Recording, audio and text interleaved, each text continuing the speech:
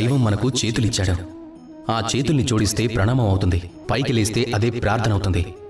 అదే చేతులతో మనం భోజనం చేస్తాం, పంటలు పండిస్తాం. కానీ ఈ చేతులతో చేయాల్సిన సర్వశ్రేష్టమైన పని ఏముంటుంది? సేవ.